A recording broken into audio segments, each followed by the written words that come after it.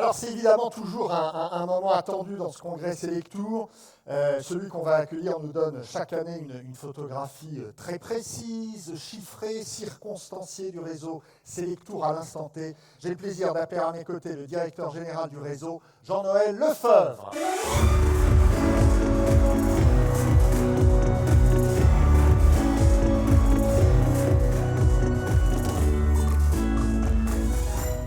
Bonjour Jean-Noël. Vas-y, on t'écoute avec beaucoup d'attention. Bonjour à tous, chers adhérents, chers partenaires, bienvenue en Afrique du Sud, bienvenue au Cap. Nous sommes ici réunis dans un pays qui a vécu un retournement d'image les plus spectaculaires de ces dernières décennies. Mais avant d'en mesurer l'ampleur, il faut se souvenir d'où vient ce pays il n'y a pas si longtemps que ça. En 1990, l'Afrique du Sud sortait tout juste de l'apartheid, un pays isolé, sous sanctions, avec des tensions sociales extrêmement importantes. Le secteur du tourisme était alors embryonnaire, cantonné à une minorité, sans vision globale structurée. Mais où sommes-nous ?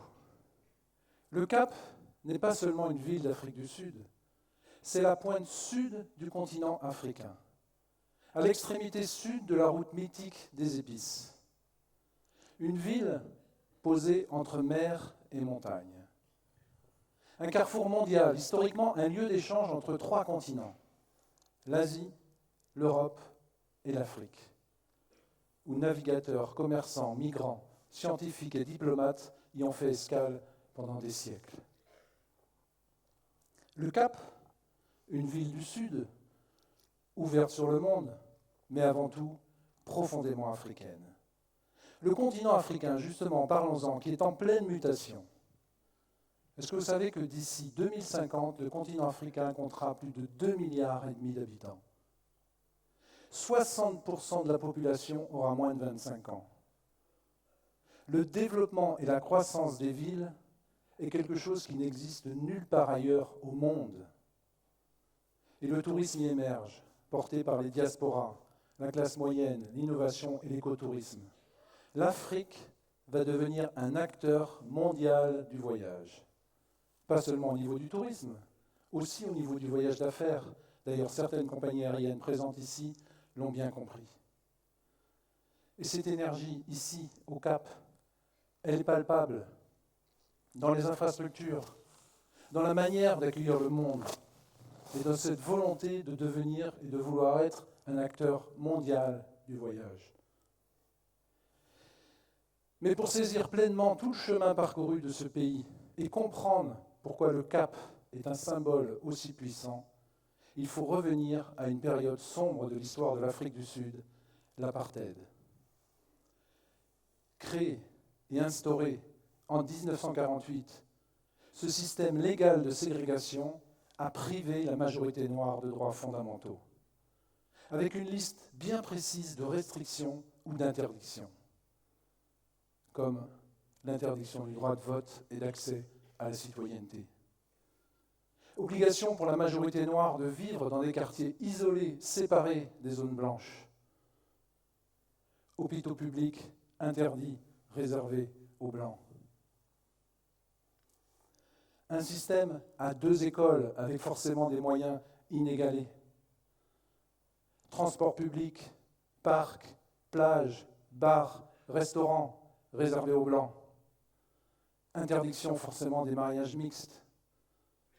Restriction massive de l'accès aux emplois de la fonction publique et aux emplois qualifiés. Et interdiction de participer aux compétitions sportives internationales. Ce régime autoritaire a isolé le pays, divisé le pays, et forcément laissé dans la population des blessures profondes. Mais ça, jusqu'à une certaine date. Une date historique. Le 11 février 1990. Le jour où Nelson Mandela est apparu, déterminé, le poing levé, sortant de prison après 27 années de détention. Au-delà de la libération d'un homme, c'est tout un pays qui redémarre. Et Nelson Mandela, lui, n'a pas choisi la revanche, bien au contraire. Il a choisi la réconciliation en posant les bases d'une démocratie nouvelle. Et pour ça, il a utilisé un outil clé, le sport. Comme en 1995, juste seulement un an après avoir été élu aux présidences de l'Afrique du Sud. L'organisation de la Coupe du monde de rugby, ici même, en Afrique du Sud. Et lors de la remise de la Coupe au vainqueur de la finale de cette Coupe du monde, Nelson Mandela a fait un geste inoubliable. Il est arrivé sur la pelouse en ayant enfilé le maillot des Springboks, jusqu'alors symbole de la minorité blanche afrikaner. Un geste simple, mais d'une portée immense, avec une visibilité internationale. À partir de ce moment-là, plus de 500 000 visiteurs ont débarqué dans le pays. Et la presse mondiale, internationale, a commencé à parler de l'Afrique du Sud autrement. Dans les années 2000, il a été mis en place une vraie politique structurée sur le tourisme, avec tout d'abord la création de South African Tourism, dont les représentants sont ici avec nous, vous pouvez bien sûr applaudir.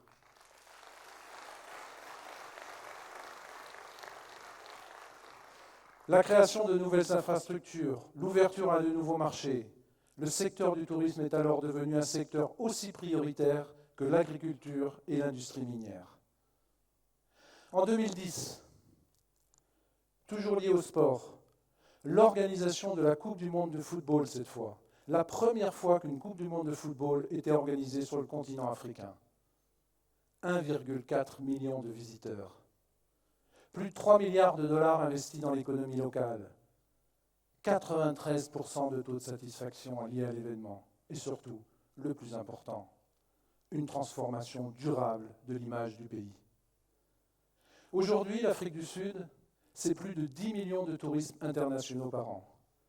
Ça représente 7% du PIB et cela génère plus d'1,5 million d'emplois directs. Le Cap, ici même, c'est 1,8 million de touristes internationaux par an. Et le Cap reste l'une des villes les plus touristiques et les plus visitées de tout le continent africain. Si nous sommes réunis ici aujourd'hui, ce n'est pas un hasard. C'est parce que l'Afrique du Sud, et le Cap en particulier, ont démontré qu'un territoire peut changer son destin, à condition de le vouloir, de l'organiser et de le porter collectivement. C'est exactement ce qui nous rassemble ici aujourd'hui.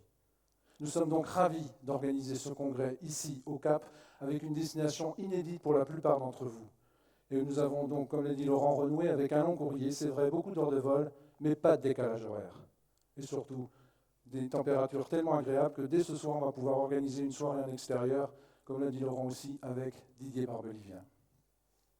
Et comme chaque année, vous le savez, on organise un pré-congrès et vous êtes plus de 200 à être présents ici depuis lundi pour profiter pleinement de la destination. Et au total, également, Laurent l'a rappelé tout à l'heure, plus de 550 participants pour lesquels nous sommes fiers de savoir que la majorité des participants sont des adhérents, pour le plus grand plaisir et la plus grande satisfaction des partenaires qui viennent d'abord pour rencontrer nos adhérents. Donc merci aux adhérents, merci aux partenaires, merci à tous, bravo d'être ici. Au-delà de cette séance plénière, juste un petit rappel, demain matin, il y aura le workshop et les ateliers organisés qui vont durer toute la matinée. 4 ateliers pour lesquels, à vous adhérents, nous vous rappelons de ne participer pas à plus de 3 ateliers pour pouvoir vous laisser du temps, soit entre les ateliers, soit à l'issue des ateliers, aller au workshop, rencontrer nos partenaires sans qui ce congrès n'aurait pas lieu. Nos 90 partenaires sont là pour répondre à toutes vos questions, présenter toutes leurs nouveautés, donc extrêmement important d'aller au workshop pour nos partenaires. 4 ateliers donc, un premier atelier animé par Valérie Laroche et Guillaume Berdelet sur l'importance du juridique dans notre métier du tourisme. Un deuxième atelier animé par Clémence Jean et Dylan Châtelain sur votre point de vente au cœur de l'expérience client. Un troisième atelier animé par Hubert Prade sur l'IA et la sécurité informatique. Et enfin, un dernier atelier animé par Guillaume Degout, Leïla Sey et Sylvie Kameskaz sur le vrai enjeu des référencements. Merci de votre participation aux ateliers, sans bien sûr, encore une fois, oublier le workshop. Le thème du congrès qui a été choisi cette année, c'est Cap sur l'avenir. Depuis plusieurs années, nous avons pris des décisions et mis en place des mesures au sein de Selectour après de nombreux échanges avec le directoire. Chaque décision qui a été prise pour répondre à deux objectifs. Le premier objectif, améliorer vos revenus à vous, adhérents. C'est quelque chose de concret, dont vous avez pu vous-même mesurer les résultats. Il n'y a qu'à voir le nombre de remerciements que nous recevons à chaque versement de Supercom. Mais ces résultats, ils sont d'abord liés à votre performance à vous. C'est donc nous qui vous remercions pour votre engagement et votre travail. Merci à vous, adhérents. Bravo.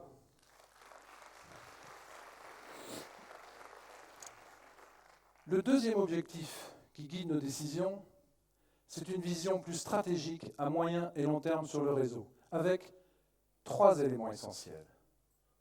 Assurer la pérennité du réseau, l'avenir du réseau et surtout la capacité du réseau à toujours avoir une longueur d'avance sur le marché. Pour répondre à ce deuxième objectif, nous avons pris beaucoup de décisions, dont certaines récemment qui n'ont pas toujours été comprises. J'y reviendrai tout à l'heure. Mais il est important et crucial d'avoir un cap et de tenir ce cap.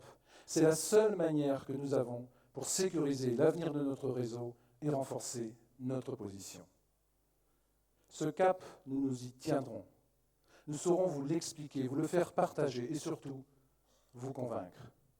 C'est ce que nous allons faire avec vous pendant ces 2 jours autour du thème du congrès, Cap sur l'avenir. Mais avant d'aller plus loin, nous vous avons demandé à vous, adhérents, ce que vous attendiez pour l'avenir du réseau.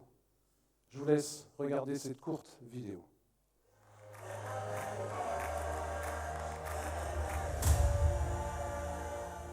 Que Selectour reste dans le soutien, le partage et la compréhension de ses adhérents. Ce beau réseau perdure et qu'on fête ses 100 ans dans 50 ans.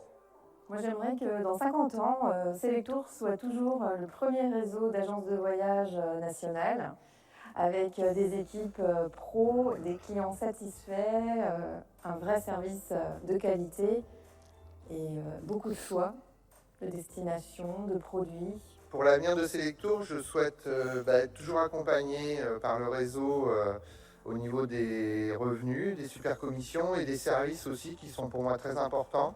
Que Selectour reste un réseau leader qui bouge, qui ose et qui fait gagner ses agences au quotidien. J'imagine une croissance forte et un développement à l'international. Un réseau fort qui soit synonyme de qualité et d'expertise pour tous nos clients. Tout ce que je souhaite, c'est que Selectour soit autant puissant et encore plus puissant dans les 50 années à venir. Poursuivre les travaux de négociation avec les compagnies aériennes et avec les TO pour les agences de voyage.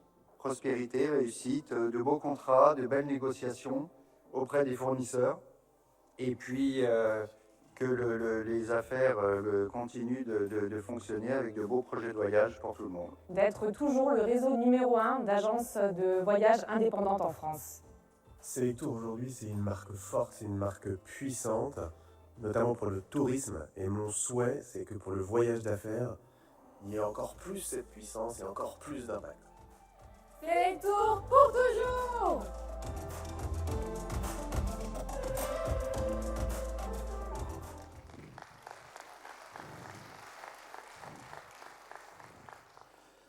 Avant cette vidéo, je vous disais que nos décisions étaient guidées par 2 objectifs.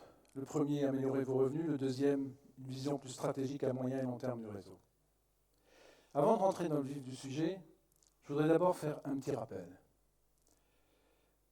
Lorsque Laurent est arrivé à la présidence du réseau en 2016, il vous a dit « Je vais vous faire gagner plus d'argent ».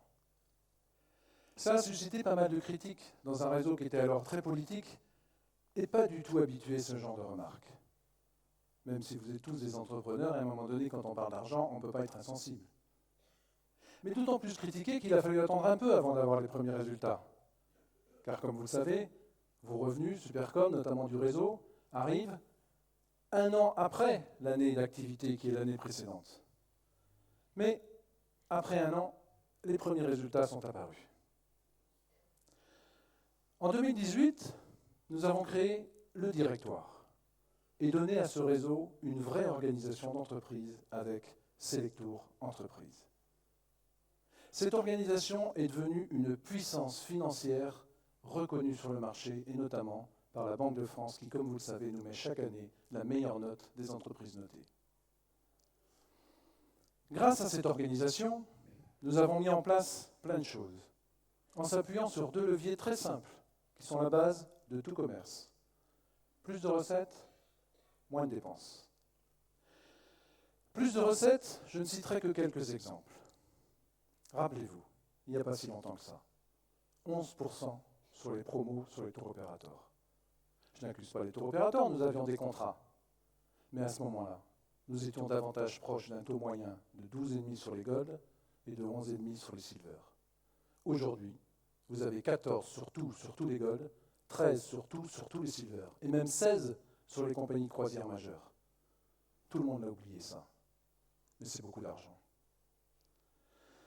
Sur le transport, avec les compagnies aériennes, la SNCF, Centrale Hôtelière, loueurs de voitures, eh bien, grâce au GUHA, nous pouvons dire aujourd'hui que nous avons les meilleurs accords du marché. Et pour couronner le tout, avec notre partenaire technologique historique, Amadeus, avec qui nous avons un contrat à durée déterminée, mais ça ne nous empêche pas d'être en permanente renégociation. Frédéric et Francesca le savent bien. Et là encore, nous pouvons dire que nous avons le meilleur accord du marché. Moins de dépenses. Eh bien, en organisant et en optimisant de manière différente la structure avec les équipes du siège. Et ça, j'en suis le garant. Sans réduire le nombre de services, sans baisser la qualité des services qui vous sont rendus chaque jour à vous, adhérents, et à vous, partenaires. Bien au contraire, nous avons redonné de la valeur aux équipes, tout en réduisant, pour ne pas dire supprimer, les groupes de travail. Rappelez-vous, à l'époque, appelés commissions. Ça fait débat, mais avec le recul, on s'aperçoit que c'est une bonne chose. Donc, plus de recettes, moins de dépenses, ça a généré plus de revenus qui vous ont été entièrement reversés à vous, adhérents. Et qu'est-ce qu'on vous a demandé en contrepartie? Rien. Si, à partir de 2023, lorsque nous étions encore en permanente négociation pour obtenir plus de revenus, avant de redistribuer ces compléments de revenus, nous avons mis en place des critères. C'est là qu'est né le système de bonus.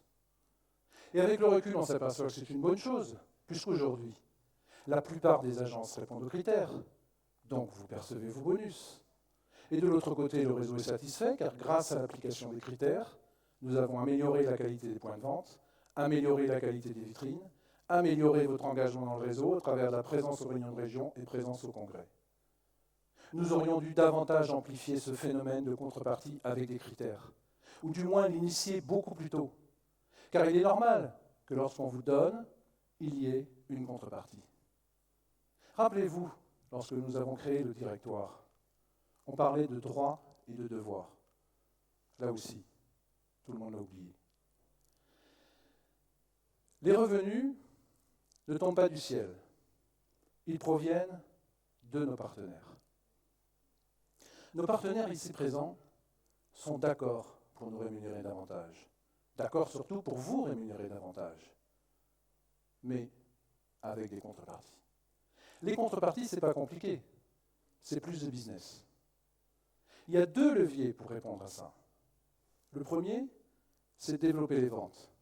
C'est ce que nous faisons chaque jour avec nos équipes qui travaillent au quotidien avec vos équipes, à vous, partenaires. Et le deuxième, c'est d'aller chercher des volumes chez les partenaires non référencés. Nous, au réseau, nous avons un intérêt, car notre politique, elle est claire. Augmenter nos revenus pour augmenter vos revenus, à vous, adhérents. Mais ça ne peut se faire qu'avec des contreparties. Ce discours, nous le tenons depuis des années. Mais tant que celui-ci n'est pas relayé par un modèle économique concret, ça ne marche pas. C'est pour ça que depuis le début de l'année 2025, dans toutes les réunions de région que nous avons faites, où nous sommes allés à votre rencontre, chez vous, dans vos villes, nous vous avons dit qu'une part des revenus allait être réservée pour être reversée aux adhérents qui jouent le jeu de la carte des fournisseurs référencés. Car il est normal que ceux qui jouent la carte du réseau, qui font profiter et enrichissent la totalité de la collectivité soient davantage rémunérés.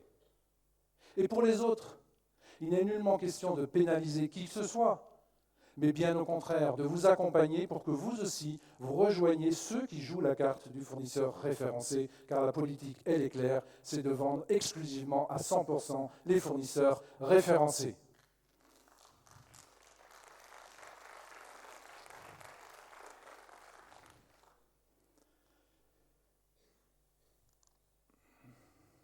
Nous sommes ici au CAP, avec le thème « Cap sur l'avenir ».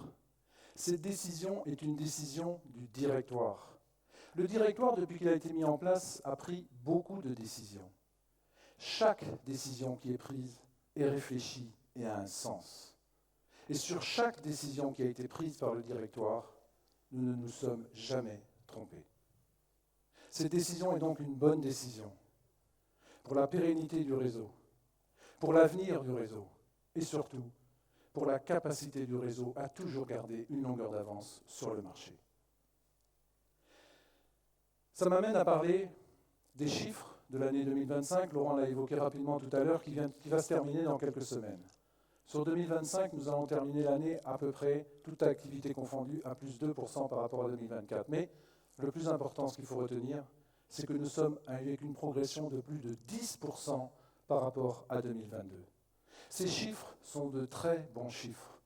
Et ça se traduit, vous le savez, vous, adhérents, par des reversements de Supercom importants dont je vous laisse découvrir à l'écran ce qui a été fait depuis plusieurs années. Chers adhérents, nous sommes le réseau qui distribuons le plus du marché. Le plus au niveau total, mais aussi le plus par entreprise, par adhérent. Chers adhérents, vous êtes dans un réseau en très bonne santé, le meilleur réseau du marché. C'est votre réseau, c'est grâce à vous. Bravo et merci.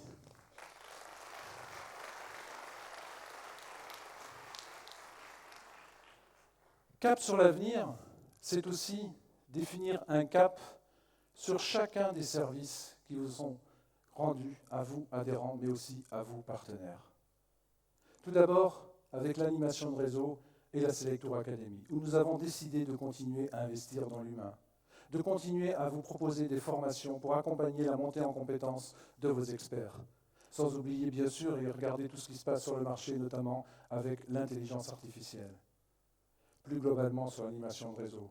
C'est un travail quotidien avec vous, en agence, pour améliorer la relation entre adhérents, améliorer la fluidité de communication et surtout, assumer la promotion du réseau.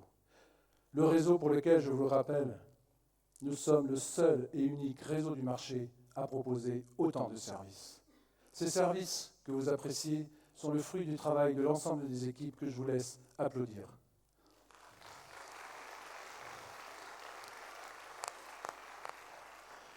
Sur le tourisme, il est évident que l'ensemble de nos forces va être concentré sur nos fournisseurs référencés. Il n'y aura pas de nouveau référencement, si ce n'est qu'à la marge. Notre ligne de conduite est claire et ne changera pas. C'est optimiser, renforcer, consolider l'ensemble de nos volumes vers nos partenaires stratégiques. Et à partir de ce moment-là, on peut envisager en toute sérénité un objectif de croissance pour 2026 de plus de 5%. Sur le transport, c'est d'abord un référencement de plus de 150 réceptifs à travers le monde entier. Et sur la relation entre les agences et les partenaires au niveau de tous les fournisseurs transporteurs, compagnies aériennes, SNCF, centrales hôtelières, loueurs de voitures, c'est d'améliorer la productivité, améliorer le pilotage des ventes et surtout dépasser les objectifs fixés dans les contrats. Et au niveau de Selectour Plus, c'est d'avoir équipé l'ensemble des fournisseurs Gold avant la fin de l'année 2026. Sur le voyage d'affaires, je l'ai vu dans la vidéo, notre objectif, c'est de renforcer la notoriété du voyage d'affaires, la notoriété de la marque Selectour Affaires. Nous sommes un réseau trop connoté tourisme, alors que la plupart de notre activité, elle est affaires. Ça passe donc par le renforcement des partenariats, comme nous l'avons fait avec les lauriers du voyage d'affaires, IFTM Affaires, AFTM, GBTA, en lien avec notre service marketing, renforcer notre présence dans les médias, comme nous l'avons fait avec BFM Business, la digitalisation du site Selectour Affaires ou encore le renforcement du référencement avec Google. Sur la technologie, c'est d'abord la création et la mise en place d'une plateforme décisionnelle où nous allons récupérer l'ensemble des données, IATA, Tour Operator, centrale hôtelière, pour analyser ces données, mais surtout pour améliorer le pilotage des ventes. C'est la livraison d'un module pour vos devis entièrement personnalisable pour toutes les ventes Tour Operator qui seront réalisées sur Selectour Pro. C'est la livraison d'une application mobile type guide de voyage qui va être en liaison directe avec vos clients par l'intermédiaire de la base de données mutualisée. Et enfin, sur l'intelligence artificielle, c'est un travail quotidien avec Amadeus pour mettre en place des solutions dans le GDS. Et aussi avec notre service marketing pour améliorer nos sites Internet.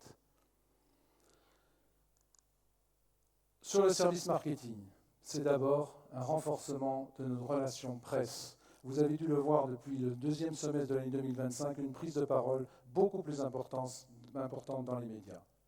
Sur le Concept Store, ça continue. En 2026, plus de 30 nouveaux points de vente équipés sur ce nouveau concept. Une vraie campagne média 360, avec TV, radio, campagne d'affichage numérique, presse, digital et influence.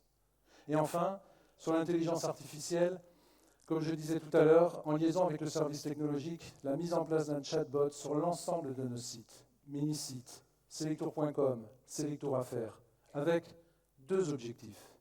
Plus 15% de leads sur Selectour Affaires et plus 20% de leads sur le site selectour.com. Grâce à tous ces services et à tous ces contrats pour lesquels vous avez contribué et mettez en avant les fournisseurs référencés. Vous avez obtenu des résultats. Aujourd'hui, vous êtes dans un réseau puissant, un réseau fort. Continuons à tracer ce cap ensemble et nous irons plus loin avec un réseau de qualité, le meilleur réseau du marché. Aujourd'hui, le cap est clair, il est exigeant, mais nous sommes prêts. Merci.